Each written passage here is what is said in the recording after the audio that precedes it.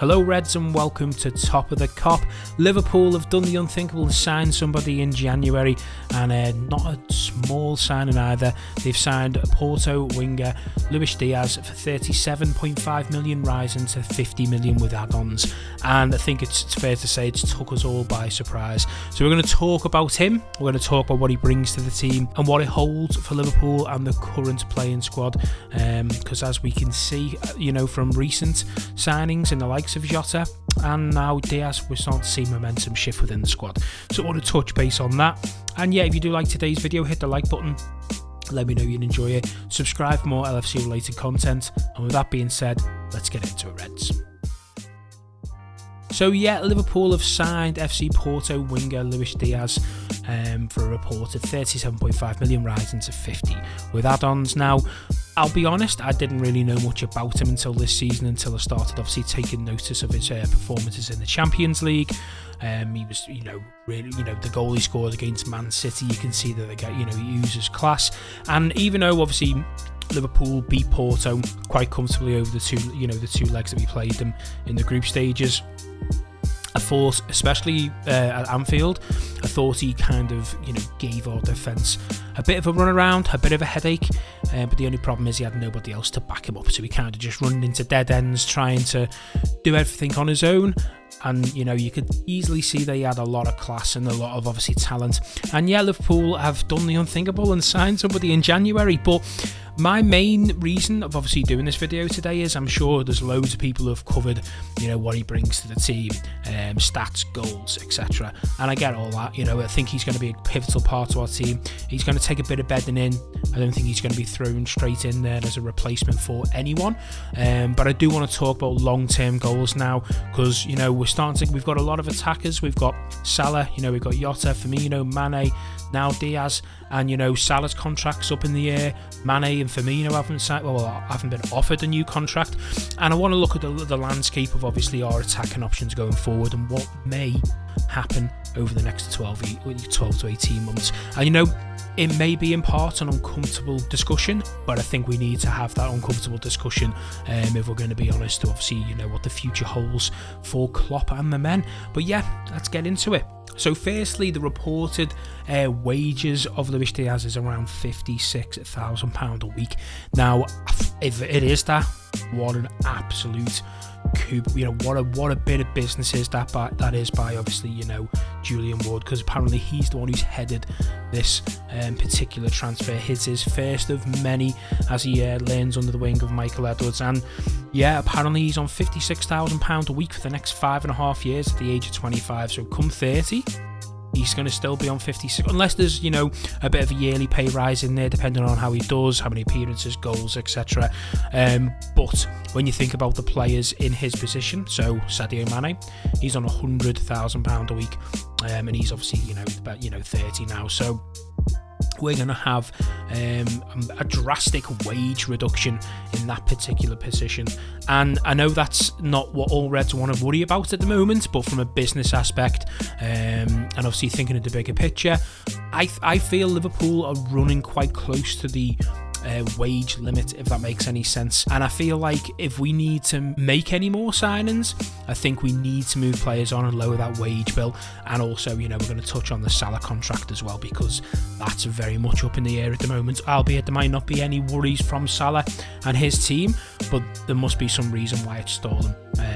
And I think it's got a lot to do with moving fringe players on, so we're going to get into that as well. But firstly, I want to talk about Sadio Mane and Roberto Firmino, because those two are in this particular they're in a similar situation where they're both the wrong side of 30 now.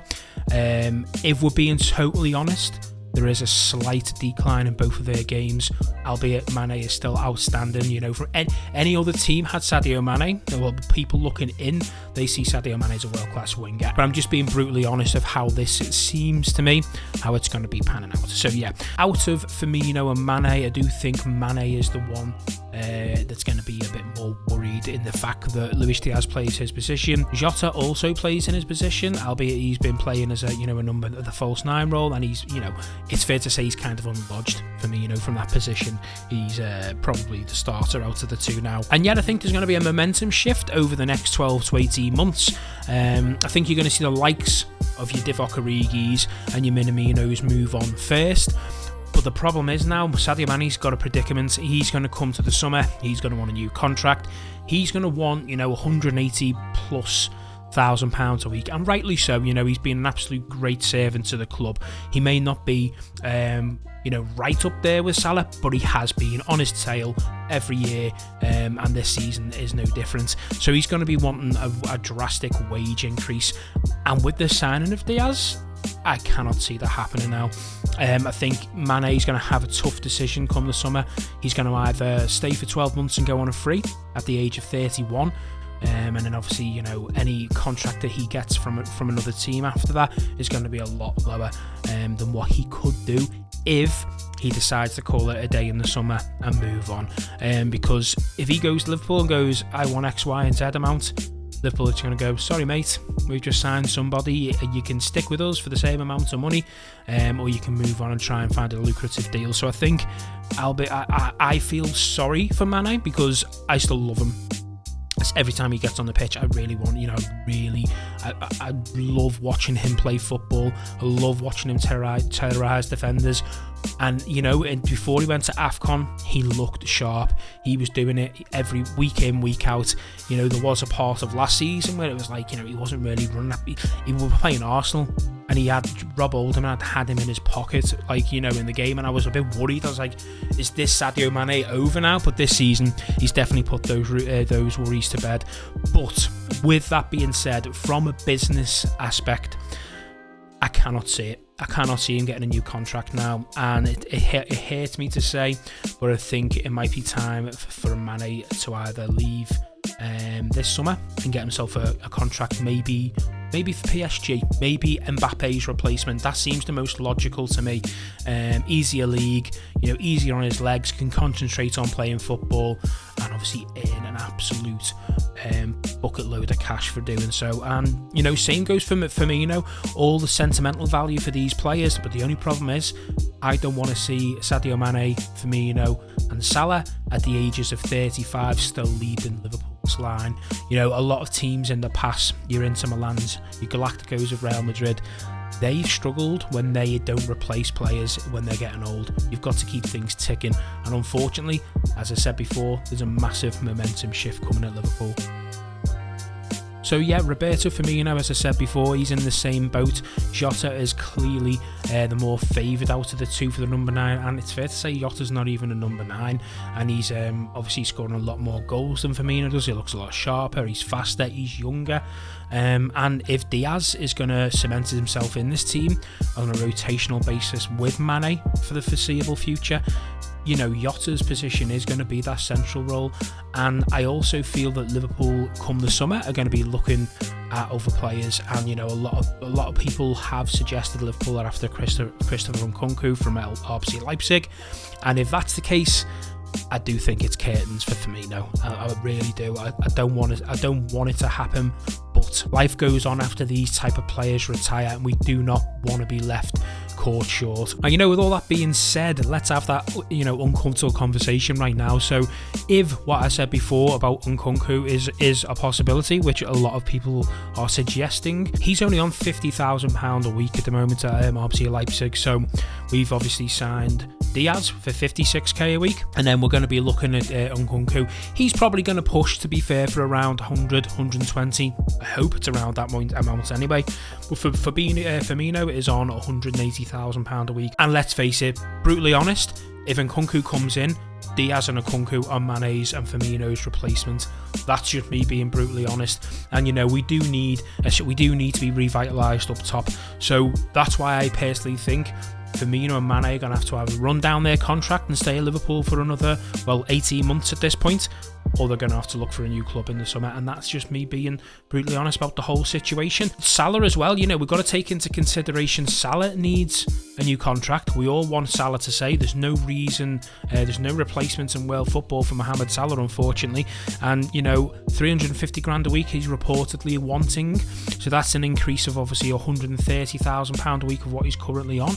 And all these changes, all these changing of the guard, so to speak, all the sentimental value needs to be obviously put to the side while we sort out all these players, because the most important signing, or should I say re-signing this summer, is that of Mohamed Salah.